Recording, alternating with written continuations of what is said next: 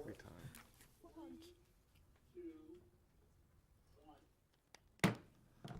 Good evening. I'd like to call the meeting to order. Would everyone please stand to join us for the flag salute? Pledge allegiance to the flag of the United States of America and to the republic for which it stands, one nation, under God, indivisible, with liberty and justice for all. All right, welcome everybody.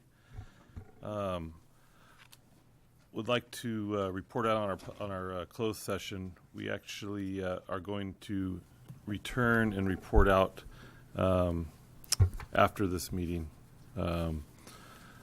We have other things to discuss for all three items. Move on to item 3, the approval of the minutes from our last meeting. Can I get a motion there? I move we approve the minutes of the regular meeting of January 26, 2016. I second that. All right, all in favor? Aye. Aye. Okay, next item is approval of the agenda and consent agenda.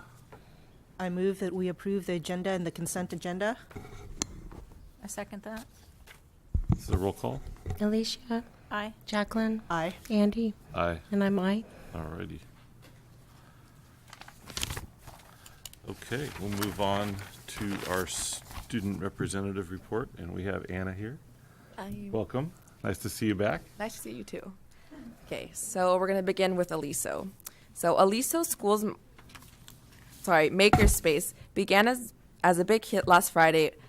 Students in grades 3 through 5 had choices to work on a variety of art projects, complete a challenge project using tubing and tape with defined specifications of design, complete some spatial puzzles, or build structures. Ms. Manier would like to thank the community for generously donating the supplies for this worthwhile activity. The most recent activity day was Friday for the 3rd through 5th grade students who met the criteria for homework completion and behavioral expectations. On Thursday at 1:40 p.m., all of the 3rd and 4th grader dancers will perform for their family members and the 1st and 2nd grade students during the mid-year dance presentation in conjunction with Santa Barbara Dance Institute. The 3rd through 5th grade students have been diligently preparing for end-of-the-year SBAC test using the interim tests. Summerland. On February 2nd, Summerland's top jogathon fundraisers were treated to some jumping fun at a Cloud 10 event on Monday. 33 students attended along with Ms. Manier and many volunteer parents. As a finale for their 4th and 5th grade students' study on weather, Mr. Alan Rose from KEYT was on campus on Friday, February 5th, to discuss meteorology, his training and educational background as a television meteorologist. Last Thursday, February 4th, Summerland hosted another art activity time for all students during lunch recess. Parent Mrs. Christina Calkins is leading these lessons and bringing creative activities for students to enjoy and express their artistic talent. On February 18th, grades 2 and 3 will go on a field trip to the Santa Barbara Museum of Art. Santa Barbara Museum of Art. Summerland's 3rd through 5th grade students have been preparing for their spring state testing by taking practice and interim test assessments for the cumulative Smarter Balance Assessment. Carpenter Family School. The entire Carpenter Family School has begun to learn some of the tunes for their Lion King presentation, which will take place on the evening of April 28th and on the afternoon of April 29th. The 4th and 5th graders are making their choices known for which part they would like to have. Meanwhile, parents have been saying that their 1st and 2nd graders are serenading them with the Circle of Life music at dinner. On February 4th, there was an organizational meeting with Kellen Johnson, the producer from the Creative Arts Project, and some parents to discuss aspects of the play, such as fundraising opportunities, scenery, costumes, and publicity. On February 9th, there will be an evening all-school parent meeting where the help of the rest of the parent group will be enlisted. Childcare and dinner will be provided at this meeting. In the K-1 classroom, the students are becoming readers through their individualized language arts groups, participating in accelerated reading and the computer program, Storia. Jan Silk's classroom has been actively participating in their local Family Heroes project, where students write a letter to grandparents asking what life was like when they were young, receiving back a memento letter from their relatives, and interviewing these relatives in class. Lori Collins' classroom has been piloting the new Bridges math program for the district and have enjoyed the hands-on experiences this program provides. The school is having an informational night for the prospective parents on March 2nd. All the preschools are being reached out to with this information and flyers. Tours of the school will follow. CMS. CMS had an excellent spelling bee last Thursday night. Top honors goes to Naomi Buckmiller. This is the third year in a row that she won. Carlo Jacobson finished a close second, and Trang Cataloy finished in third, and Trang is only a sixth grader. Other top sixth grade finishers include Sierra Mayoral in second and Emma Holstrom in third. Special thanks to CMS's neighbors at the Masonic Lodge for hosting the event for over 30 years now. They also provided trophies and checks of $200, $150, and $100 to the winner. They will go on to represent CMS at the County Spelling Bee later in the month. On Friday, sixth graders took a field trip to the Santa Barbara International Film Festival to see a film and meet the production team. Thanks to all the parents who chaperoned the event. This week, on February 11th, CMS will have a fire drill scheduled in the morning. On February 18th and again on March 3rd, fifth grade students are invited to CMS for an introduction to CMS's school and programs. On Friday, February 19th, CMS will have an activity day featuring a theatrical performance by Box Tales Productions and other offerings including visiting artists. CMS continues to have a large number of student clubs supported by staff and parents. The newer clubs include a yoga club, running club, and choral club. And finally, they are now using Parent Square to blast out communications to all of CMS's families. Rincon and Foothill High Schools. As the second half of the school year starts building momentum, Rincon and Foothill High School students are settling into their classes and working hard to achieve their goals. Teachers and staff are working hard and collaborating effectively to provide just the right personalized educational program for each student. For example, last week in Mr. Reed's science classes, blasted paper rockets into space to test the force, shape, and overall quality of construction that affect the aerodynamics of the rockets. Rincon's Measure U committee came together again with the Measure U architects and directors last Wednesday to continue an assessment of site needs and options in planning a new building. We are enthusiastic about this opportunity of providing a state-of-the-art learning space for our students. Students and staff are enjoying the first part of the second semester and looking forward to all the opportunities ahead. For more information on Rincon and Foothill High Schools, check out our websites, and to keep up with the Aztecs, like us on our new Facebook by searching Rincon Continuation High School on Facebook. Go Aztecs. CHS. On February 4th, there was a senior assembly presented by representatives from Santa Barbara City College in order to promote all the resources that SBCC has to offer and to tell seniors that no matter what your situation is, college is possible. On February 6th, a meeting for the sophomore and junior parents was held in the cafeteria from 6 p.m. to 8 p.m. On February 13th, there will be an SAT prep test to help students prepare for the real SAT test. And that's it. All right. Thanks, Anna. No problem. I can only assume that Catalina's going to give us a rundown here. All right. Okay. So we'll move on to item 2, which is a presentation by the folks from Catalina on their dual language immersion program, Plan Maestro. It's a presentation and first reading. And I actually, as she was reading them, I'm like, whoops, I forgot to send my student representative report. But I don't want to take up too much time on the student representative report because we were here last meeting, and I had the great honor of presenting my parent involvement through dialogue and action group and talking about cultural and linguistic equity. And I'm here again with the easiest job in the room, which is to present and lead into a team of people at Catalino that have been working on this initiative, combined with both staff and parents, many of whom are in the audience today.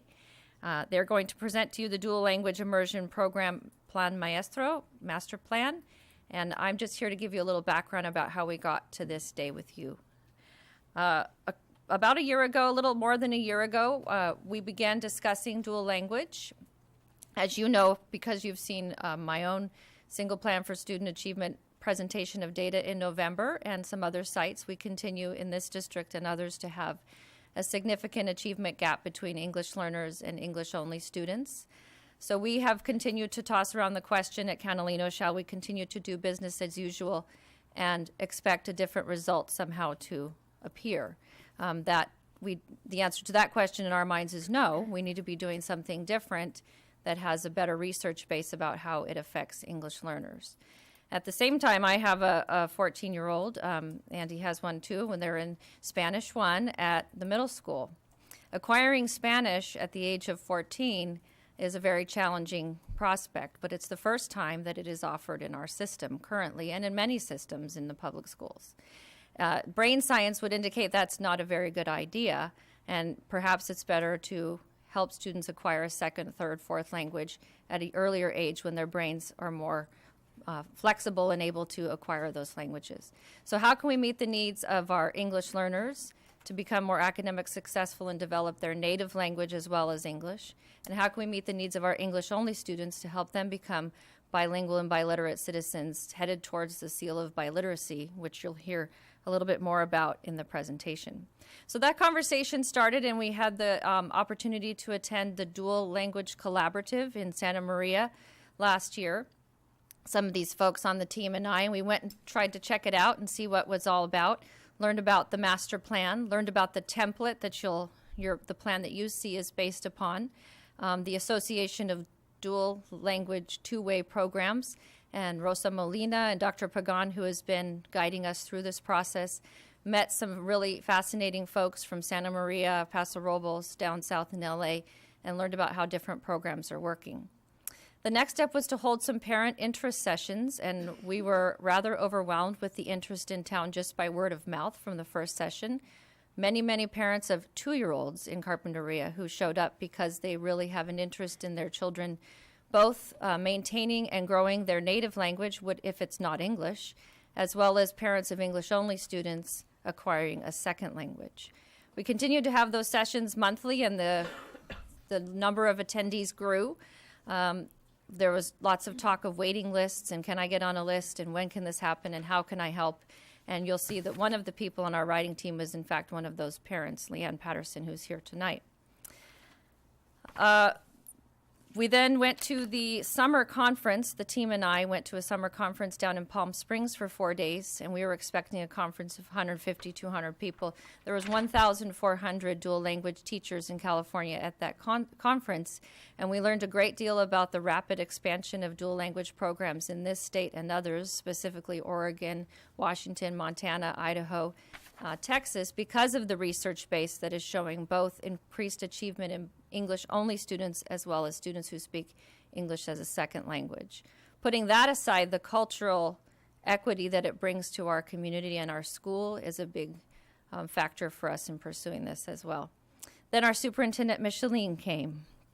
And as in many ways, she has been a gift, and this is certainly in one of them, and has provided us with a great amount of support and encouragement to follow our dream here and fulfill our passion. And again, my job was easy. I handed this over to my team, and there's no better thing for a principal than to have such a trustworthy and talented group of people working at your school that you can be completely confident in what they're doing.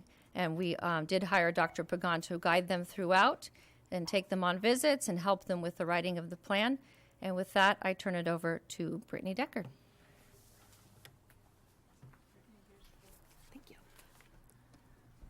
I feel like Jamie didn't leave much for me to say. So we're going to walk you through the proposed program model and just continue with the research and interest that has started that Jamie opened for me. Thank you so much, Jamie. So the dual language immersion program in Carpinteria Unified School District would be a program of choice housed at Catalino School.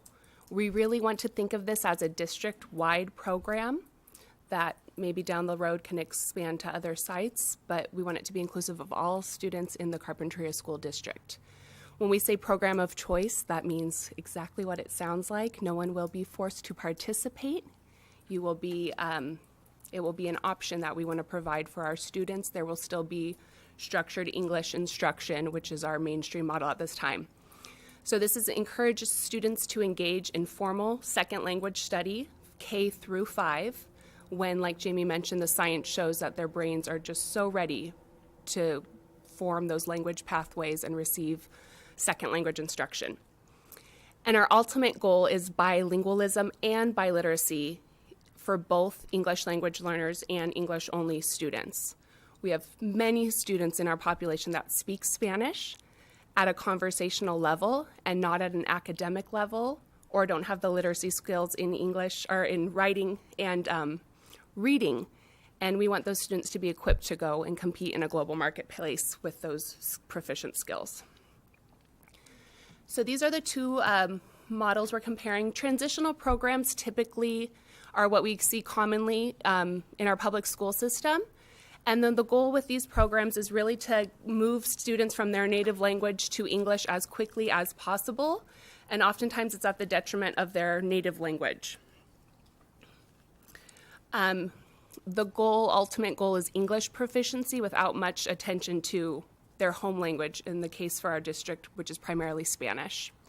These programs tend to be subtractive in that you learn one language at the expense of another, and remedial, lots of intervention, and they tend to be highly segregated because they're for English language learners to get them to English quickly. The curriculum is usually poorly translated, and there's often sufficient lack of instructional materials. Compared with dual language immersion programs, which is very intentionally immersing both English-only students and English language learners in a bilingual environment. So the goal for those students, like I mentioned before, is bilingualism and biliteracy, reading and writing in both Spanish and English for our program. In other areas, there's lots of Korean programs. Mandarin, French is the second most common one that we see in the US. Dual language immersion programs are additive in the fact that you maintain your home language, your native language, while adding and learning a second language. And they are for both English language learners and English only students side by side. So both populations are integrated. They're not separated for any instructional time. They are working and learning together. The curriculum is the core curriculum. So our Common Core standards, the content will be delivered in Spanish. It's not delivered in Spanish and then translated to English. It's not Spanish as added language instruction. It's core curriculum delivered in both languages. And it intentionally uses linguistically and culturally responsive curriculum and pedagogy to acknowledge the cultural backgrounds and linguistic backgrounds of all students, which is one of the benefits we see that would affect the whole school dual language program or otherwise.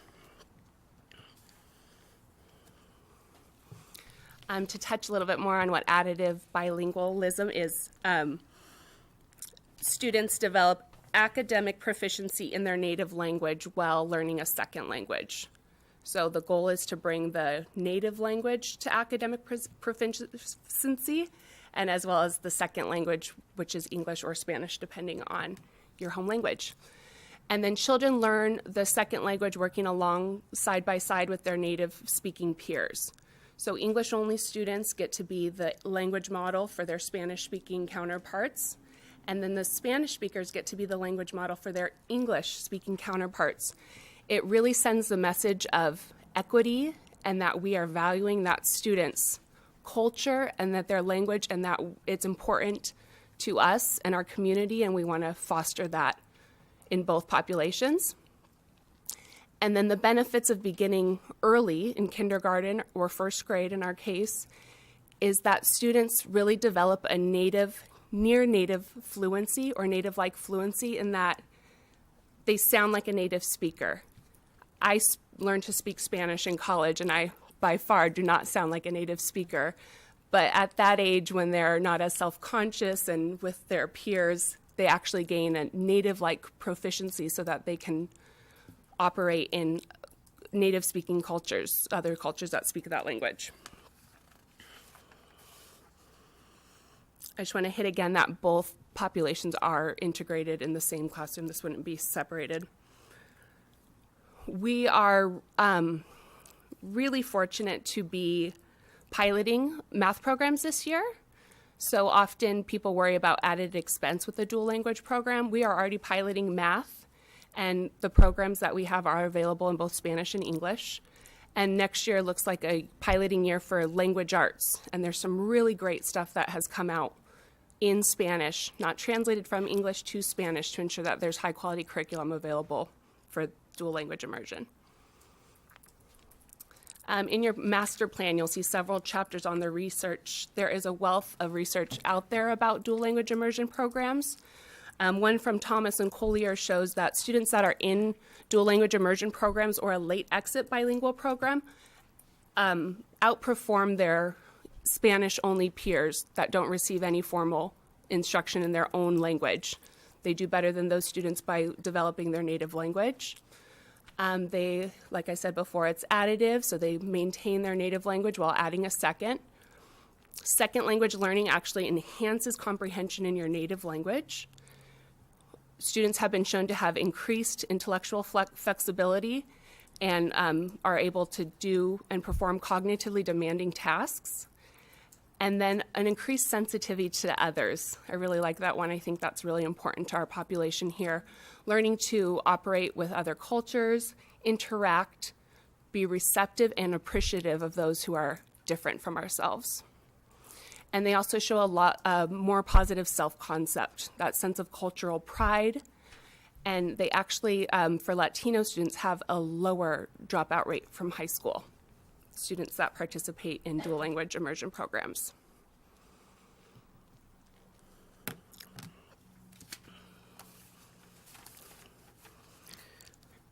Some of the benefits for Spanish speakers is as you develop proficiency in your native language, it actually accelerates your learning of a second language. It reinforces your connections to family and language. Again, that sense of cultural pride, of belonging, of access and equity that our parent group presented on a few weeks ago, I think is so important. And then acquiring multiple languages increases your earning potential and your career opportunities. Our children are operating in a global society, quickly shrinking by technology, and it's very important that they can operate outside of their own culture and language.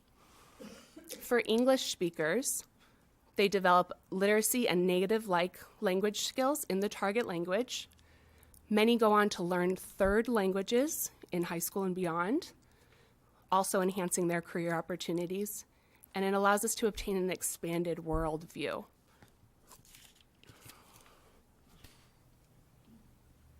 And before I pass it on to Melody here, I just want to read from the ELA-ELD framework that was just adopted in 2014. It is our job as educators to ensure that all students can communicate and collaborate in a global society that values multiple perspectives, languages, and worldviews. California students are growing up in a global society where multilingualism is highly valued and where ability and disposition to effectively collaborate across cultures is essential for success. So Melody Aguila is going to come up and she's going to speak about the State Seal of Biliteracy and give you some more information on the 90-10 dual language model. Hi, good evening. So I'm here to tell you a little bit more about the Assembly bill that was approved by the governor in October of 2011, and it became into effect in January 2012. So what's the purpose of the State Seal of Biliteracy?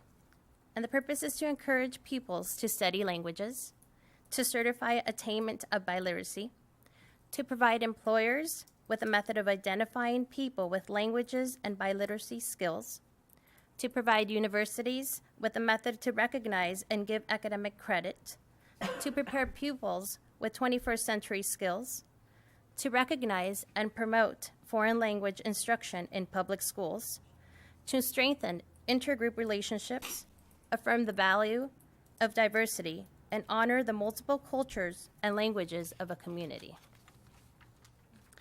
The next slide, you will be looking at the statewide numbers for 2014-2015. And in the state of California, 31,816 students earned their seal of biliteracy. 217 districts participated. And both native and non-native English speakers need to provide comparable evidence of English proficiency as well as in another language. The language performance should be demonstrated in both social and academic use of the language and all modes of communication. And the seal of biliteracy may be added to the high school diploma and or all transcripts as well. These are the numbers of the students graduating with the seal of biliteracy in the Santa Barbara County by school district for 2013-2014. And as you can see, Carpinteria is not on the list. As a way of increasing the number of students graduating with the seal of biliteracy, we would like to implement the dual language immersion program in our district. There are two types of models that we considered, the 50-50 model and the 90-10 model. The 50-50 model starts in kindergarten and continues throughout the elementary level, with each language receiving equal number of instruction time. In the 90-10 model, the program starts in kindergarten with curriculum that is 90% in Spanish and 10% in English. And then there's a gradual increase of the second language until we reach the 50-50 in the 4th and 5th grade. Proficiency in Spanish and bilingual proficiency are much higher in the 90-10 than the 50-50 program for both English and Spanish speakers. Research shows that the language minority students develop higher levels of proficiency in English and achieve academically at a higher level when they are given the opportunity to learn content in a language they understand while they learn English.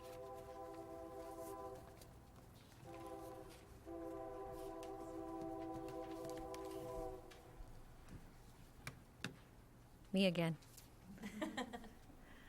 I think I maybe should stop bringing my folks to come and show off. You're not going to want to pay me anymore because I've got such leadership happening across the parent and staff groups.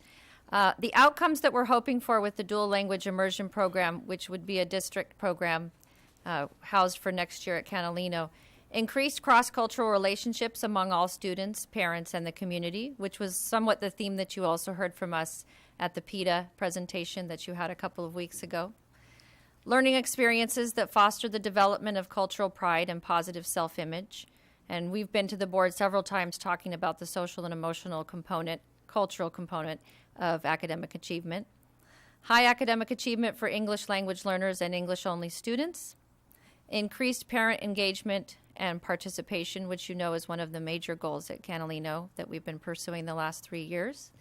And it's part of our district LCAP plan as well that all the sites are pursuing. Increased integration among diverse representative linguistic groups. So those are the main outcomes that we're looking for. And for the folks at home, the plan that the board has in front of them is about, how many pages? 60 pages, but there's a lot of specifics inside the plan that we haven't necessarily covered here, but we would welcome your questions. Questions? I have a couple. Go ahead. Yeah. Oh, go ahead. Excuse my voice, okay? So I think we asked this at a previous meeting, but are you going to be doing a lottery if you have a big interest? Mm-hmm. And if you have a huge interest, which it sounds like you may, do you currently have enough bilingual staff to meet the need of that Great interest? question. And I believe that the lottery is in the master plan. Appendix A. Mrs. Deckard lets me know. All right. That is the plan. Of course, I think we want to try to accommodate as much of the need as it exists. The proposal is for 2 kindergartens and 2 first grades into the incoming school year. And as far as bilingual staff, I happen to be particularly fortunate at Catalino. I have 10 bilingual teachers on site, and I know there are other bilingual teachers at the elementary level in our district. And I had, excuse me, one other logistic question, and that is, how can you ensure those who don't choose it don't get placed in that classroom to balance out class sizes? Because, class size is one of our priorities also. No, I want to make sure I understand the question. So you're asking if we would put students into that program that didn't choose to be there? Yeah. So I think that would not happen. Okay. We would not allow that to happen. So if you had a class though that was only like 15, would you I don't wouldn't believe we would put be able to other open that students in? class. Okay, so that would be a small class. So there's a minimum. 24 is the number that's That's- cited in the okay, plan. all right. Okay. Well, of course, if I may weigh in, unless the board chose otherwise, and certainly I'm just going to comment that part of the success of a dual language immersion program is the parent involvement component. And so because it is an option, and I like to call it a dual language immersion pathway, it is one of the options or pathways that will be afforded to our families, and it is selected by families. It is not something that happens to them. It happens with them. So we would never want to enroll students or families into that program who did not have the buy-in and the long-term commitment, because again, part of what's happening here is a family is choosing a pathway, and that is a long-term commitment given the instructional outcomes. And all of that will be covered by the team with the parent meeting so that parents fully know what they're signing up for. Would you agree? I would agree. And if you look in the appendices, there's the invitation to apply form. We've changed the name a few times, which is why I gave her a little look. Invitation to apply form, which indicates that the parent needs to attend one of 4 available interest sessions.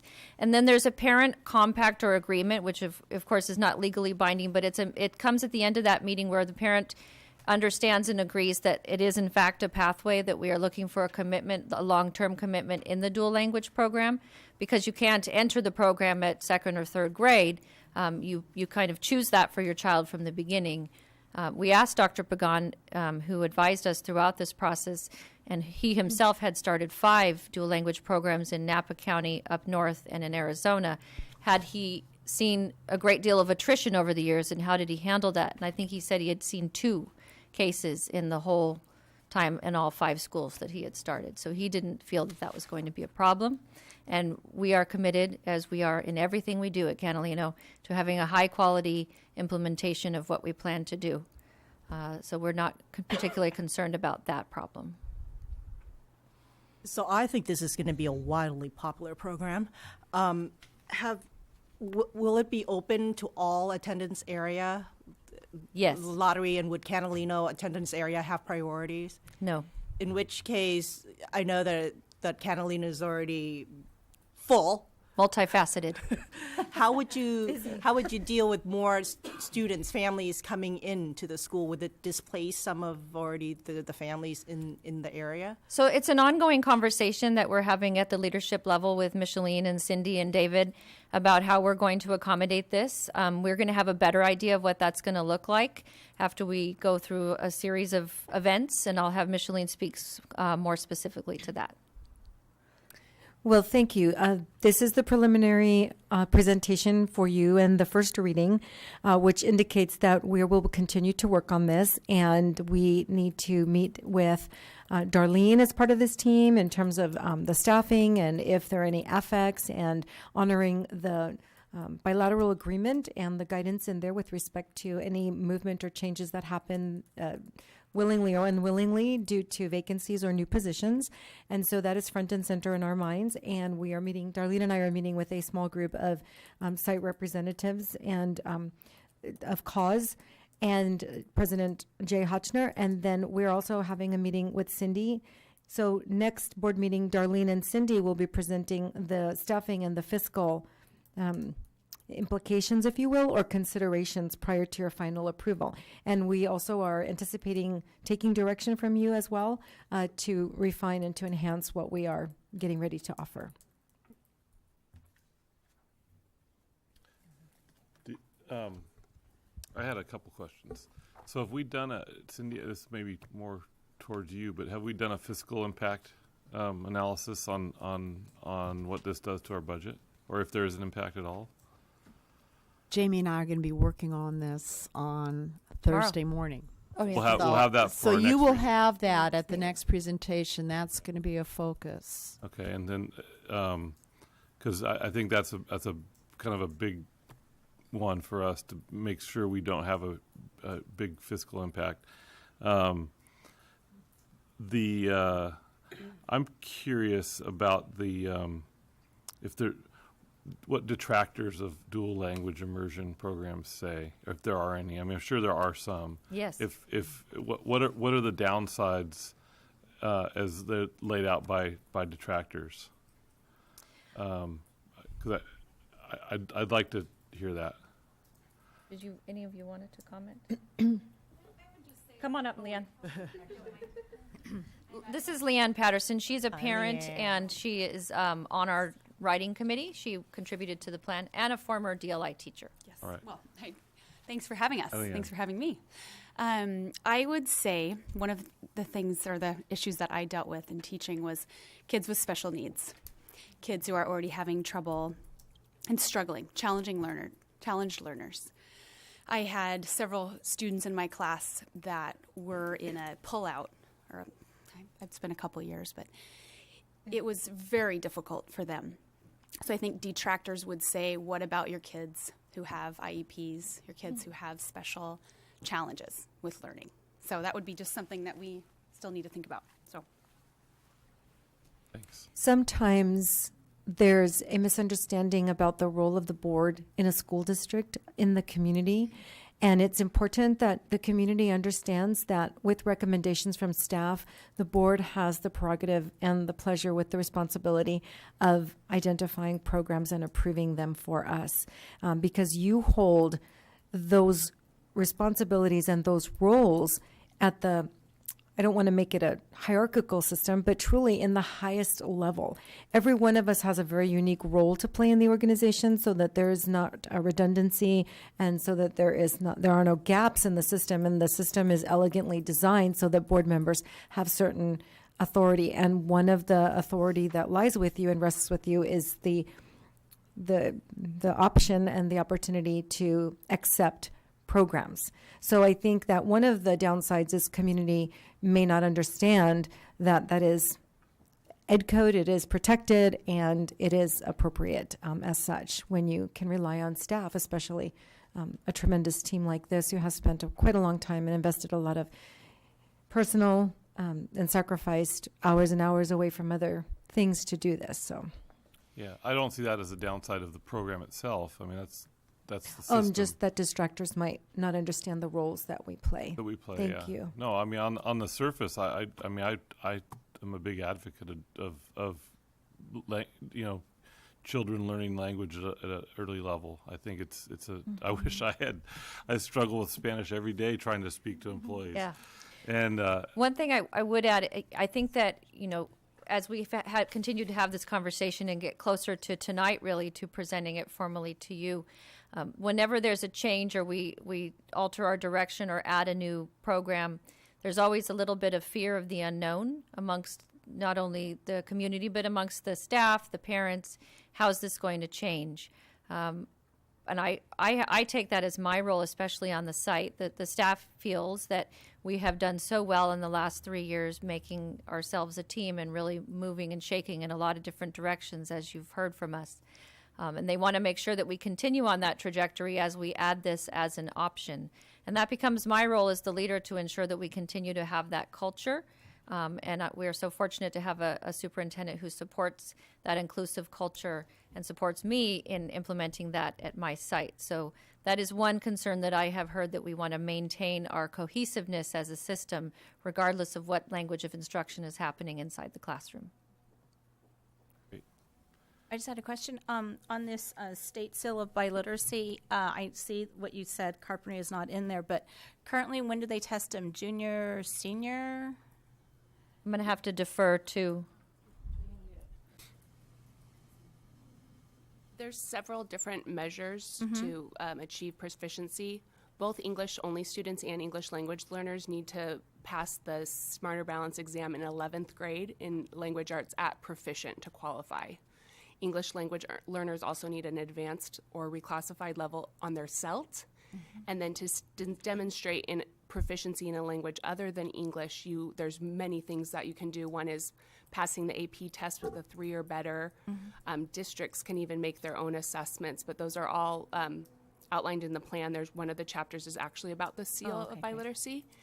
And that was passed in 2012, and districts have independently had to adopt that. So that would be something that our school district would need to act on to adopt that seal of biliteracy for our school district. But English proficiency is 11th grade with the state examination. Oh, okay, so we haven't adopted that yet then? No. So, for example, none of our high schoolers have had the opportunity to test for that just to see when our kids do start at, 14, like Jamie was saying, in Spanish, how that compares, or how can they compare that and have kind of like a starting point there. And maybe too, when your 4 classes get up to that point and kind of compare there, it's just, a thought. And that's something we would want to meet with parents about early on upon entering junior high, about that pathway and those steps take, because that seal of biliteracy is really a thing of value to have on your diploma and transcripts. Right, okay, thank you.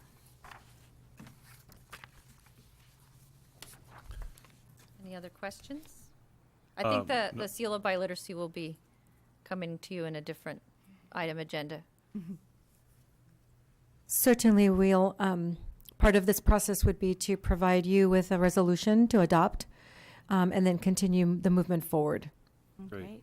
Okay. Well, I think thanks, Jamie. That was a great presentation.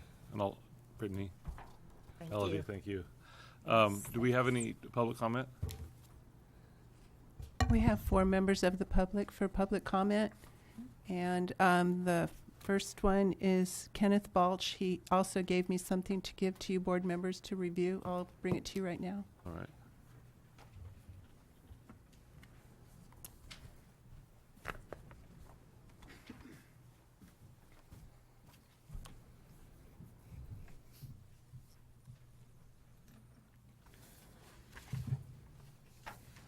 Shoes.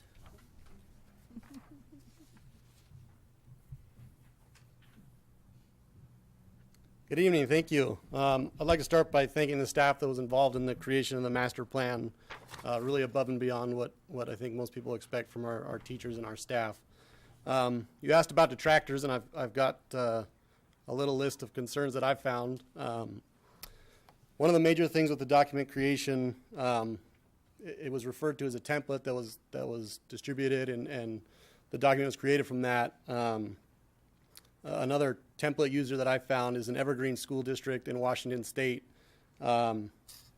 Entire sections and major verbiage comes out of that plan, word for word. That's a school district of 26,000 kids in a state in the northern Pacific Northwest. I'm concerned with how the plan was created to fit our special school district, a school district of 2,500 kids, based off a plan for a district bigger than our city and bigger than the catchment area for the district. I feel that there was a clear lack of stakeholder input. I consider myself to be an involved parent and educated.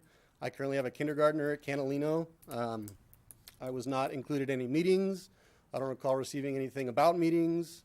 There was no opportunity to meet with the writing team or be a part of the writing team. The stakeholders are teachers at Catalino and administration staff at Catalino. This program seeks to expand into the middle school and high school. As part of the program, there was no reference or inclusion of any thoughts or concerns from the staff at those schools. The costs associated with the program are also a concern. As it stands now, you would need 2 additional teachers if the program were fully implemented, creating classes with a cap size of 24. You would need at least 2 teachers as the classes stand currently. Otherwise, you'd create classes of 40 or so in the English-only classes that would be remaining. The class cap is called for in this plan, a cap of 24. As you know probably better than I, class size is always something that's on everybody's mind. How do we reduce class sizes? And to make this program a special program that is afforded the benefits of having a class size reduction plan and then leaving the English-only classes that remain kind of wafting in the wind to numbers to where that would be is a concern of mine. The current demographics at Catalino School would create an increase by 8% of the remaining classes in ELL students in those classes alone. How would that be handled if we create classes that are 50-50 splits? Taking the current demographics, you'd increase the EO class ELL membership by 8%. There's no discussion in the plan for what kind of certification is required for the teachers, whether it be a BCLAD or a LOTE certificate. It doesn't specify that that would be required. Oh, is that the timer? Yes. All right, thanks. You can go ahead and finish Okay, your statement. I'll keep it brief. Sorry. Substitutes are a major problem right now, as I understand it. How substitutes would be handled, especially for the DLI programs or long-term substitutes especially, could be complicated. The lottery concerns. The lottery program seeks to divide a community almost immediately, especially with a class size cap of 24.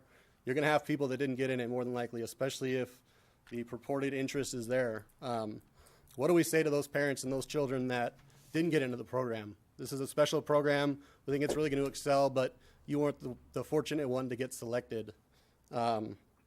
Additionally, there is a provision in there that allows for district staff to have 20% of the class makeup, and I'm not sure why we would afford special provisions to district staff children that we wouldn't afford to the community as a whole. I think when I first started looking at this, I was not a fan, or I wasn't a proponent of the idea of DLI. In the research, I've changed courses quite a bit. I think it's got great potential. I think it could be a huge asset to the community. Unfortunately, I feel like this plan has been pushed very quickly through. You know, in 5.5 months or so, they've created a 68-page document that's going to be a real keystone for the district and creates a plan that's going to affect not only Catalino, but the middle school and high school as well, ideally per the plan documents. Interdistrict transfers, the document calls for a lottery to be conducted in April of this year, so in a few months. So the need to educate parents on it, hold information, get out the information that we need you to enroll your kindergarten children in school by April and be ready for a lottery, of which they strongly encourage you to attend classes in March, so next month. To be a part of it is going to be a monumental task. Some other concerns, my daughter, like I said, is in kindergarten going into first grade. All the studies, all the research that wrap it up as soon as you can, please. That has been presented does not encourage the creation of a first grade class. It's all kindergarten. So what we're going to do with those kindergartens, placing them into a first grade class for a reason that the plan doesn't specify, is going to keep them behind. They're going to be a year behind everybody else, and they're going to be trying to play catch up for the rest of their career. Thanks for your time. Thank you.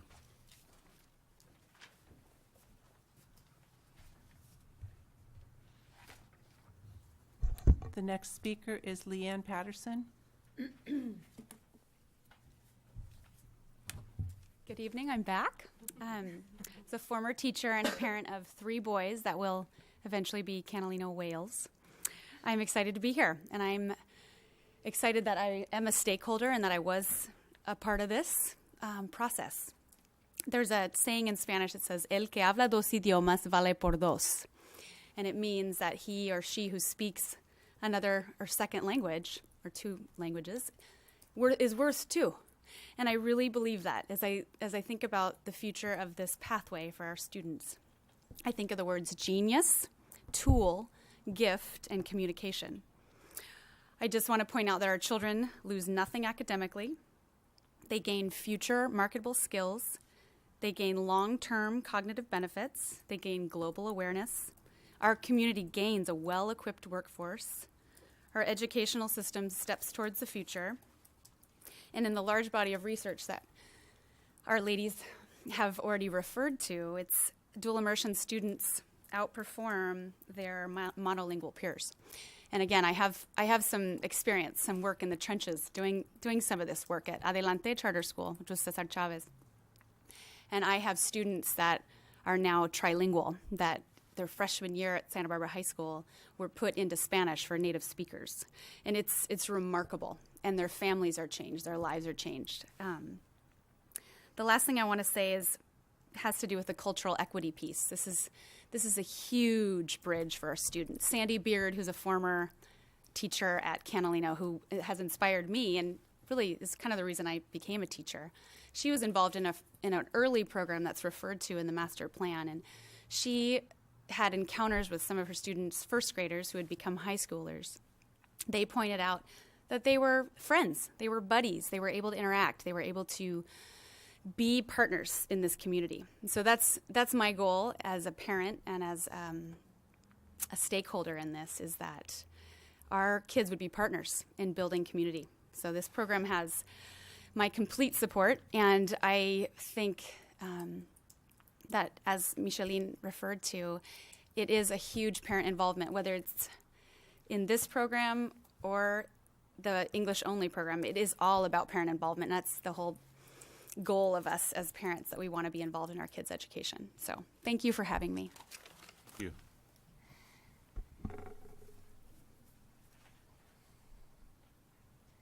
The next speaker is Diane Thackeray. Did I say it right? Oh, good. Good evening. I'm a stakeholder because I've lived in this community since 1975. My daughter and my grandson both went to school through here. And I just want to say I support the program completely. I am a retired educator. I lived in Carpinteria and worked in South Oxnard for 30 years, commuting back and forth. There's nothing more valuable, like the other lady said, than being able to speak more than one language. It's a value that I would like to see as a community member, as many of our students have as possible. And I'm so excited to see that. I was so excited that I came tonight, and I have no children or grandchildren going to school here, but I want to fully support, as a taxpayer, this program. And I also want to say how thrilled I was that this gentleman that spoke before me was initially not in favor of it, and after reading it and studying it, he saw the value in it. And I have to commend him for that. That speaks a lot about him and his open-mindedness. He has some concerns, and I'm sure they will be addressed and done properly, as is always done in Carpinteria School District.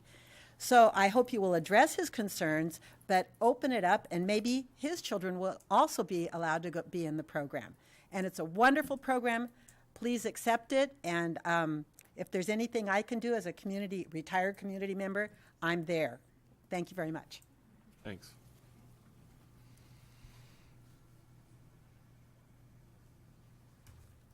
The final speaker is Robin Swaski.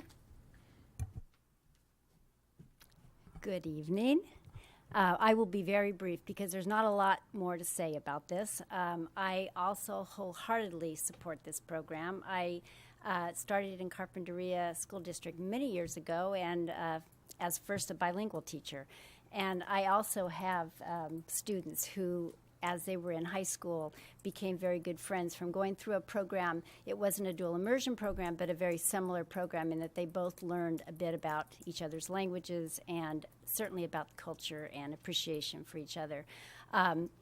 I also worked in Santa Barbara and got to visit often in Leanne's classroom and in Adelante later as a dual immersion program. And so in doing that, I was the associate superintendent. I had to know about those programs. So I did a lot of research into how those programs work and the different models, the 50-50, the 90-10, and everything that this team has done with their research and their plan, I believe is just superb. They've really done a great job.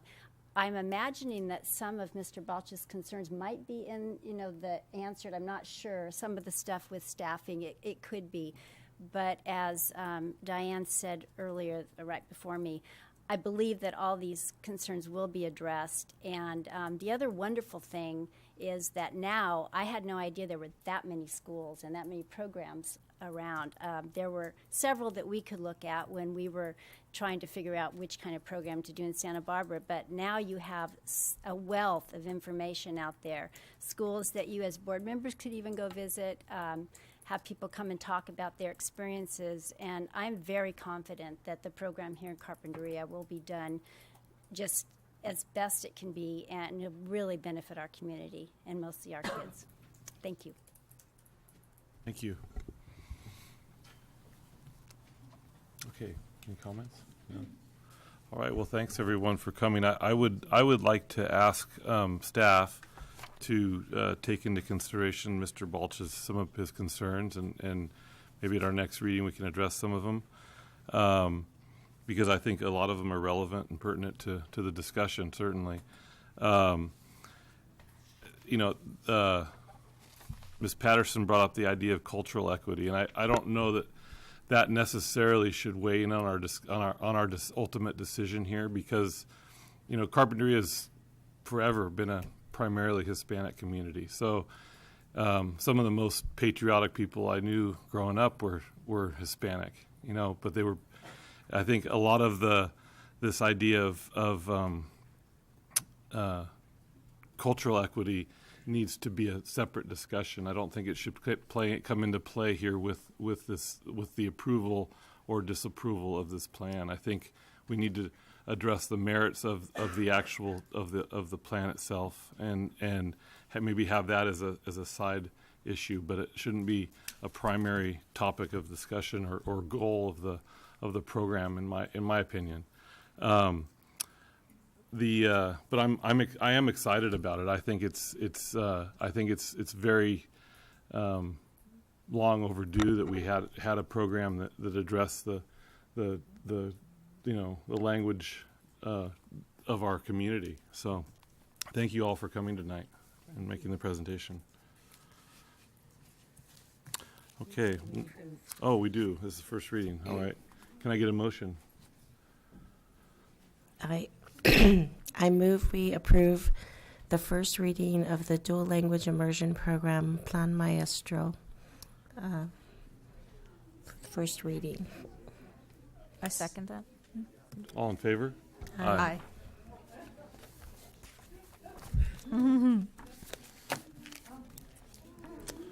Okay.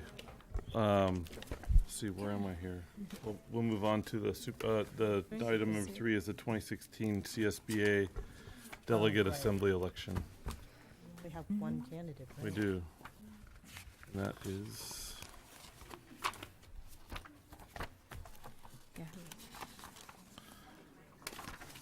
Jack Garvin. all right. Can I get a motion there? What's his name? Do we vote, or do Yeah, we do just have, vote? we do have to vote. Yeah. So do you want a move to vote or move to? Well, I think we move to approve Jack, or if that's what you want to, yeah, approve. Right, 'cause it's okay. Approve- I move approve. that we approve Jack Garvin as the delegate assembly for 2016. Did I make it Yeah, correct? for sub-region. For sub-region 11A. 11A. Okay. Second. All right, all in favor? Aye. Thank you. Okay, we'll move on to item 4, the superintendent's report. Thank you so much. I'm certain that you feel very gratified, and I'm truly honored again to be here and be part of this process.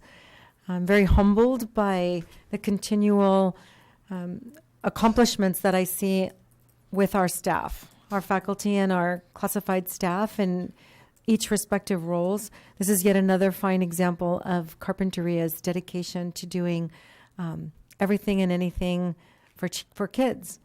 So I can't express in words how tremendously proud I feel right now. I can tell you in Greek, I can tell you in English, and I can tell you in Spanish, if that would help punctuate how incredibly gratified and proud I am right now. So languages are certainly very personal to me. I'm still trying to learn English, so thank you for your patience with that. It's very interesting tonight in the audience. Diane Thackeray and I taught together in South Oxnard. Yes, we shared the same students in a modified, self-contained, bilingual, blended grade program. That was in the days when we didn't know what to do with, this group of immigrants who had come into the schools and the neighborhoods, and we just taught. We taught them. And I look at the amazing teachers we have in Carpinteria now, and I think I wasn't that good. So I apologize to all of my former students. I'm sorry. I experimented on you, and you've been so great to me. Robin Soeski was my coach. She was my coach in my first principalship at Marina West Elementary School in Oxnard, which was about half the size of our entire district, K6, and she helped me through my early years as a principal, as an administrator. So we have that bond as well. Speaking of students and former relationships, I had been contacted by email some time ago by Alberto, who was my student when I taught at Nordhoff High School. And he said, "Is this you?" And I was like, "Yes."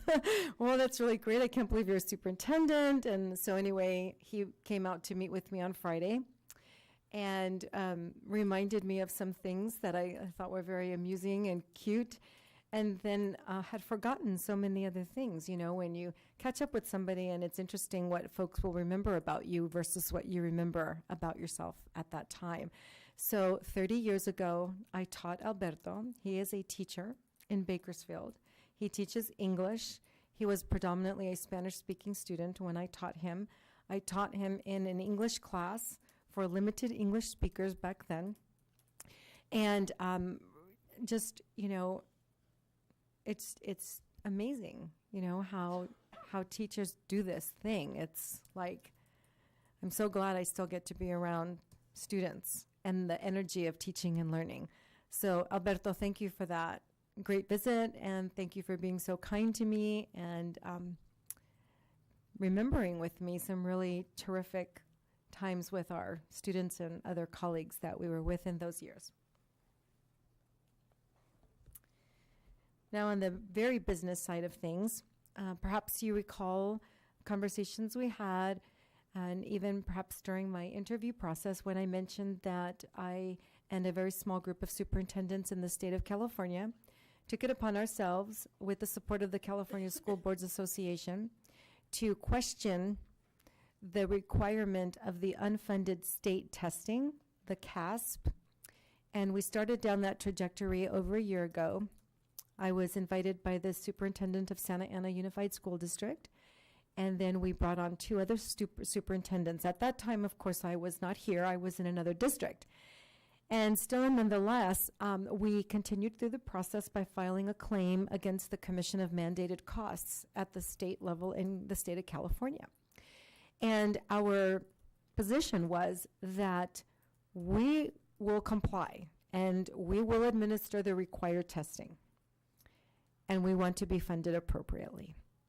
Because especially in a testing cycle that involved technology and infrastructure and pipes and cables and wires and all of those things and equipment and scheduling and extra purchases, we, schools across the state of California, were not funded equitably. And particular when I was in my former LEA, we were very disenfranchised from many services and cosmopolitan areas. And so in the National Forest, you don't quite have the same internet access and the bandwidth that you do in Carpinteria. And even in Carpinteria, we encroached on funding to implement the state testing. So that's a little bit of background, because I'm very pleased to say that with your support and with the funding of Plymouth County Office of Education, I was able to go and present and testify in front of the commission. Well, wouldn't you know that we were successful. So let's just say, first of all, we were successful. We prevailed, and now the commission has agreed that we were underfunded. And as a result, now it will move to another step, which is the Department of Finance. And so we'll see what happens at that point in time. Right now, we work through a process called parameters and guidelines. And I don't know what the outcome will be. I don't know if it will only be the district or the superintendents and districts who represented their districts who will benefit. I don't know at what level. Ideally, everyone in the state will benefit. Perhaps in a year, 2 or 3, there might be a block grant retroactive to this.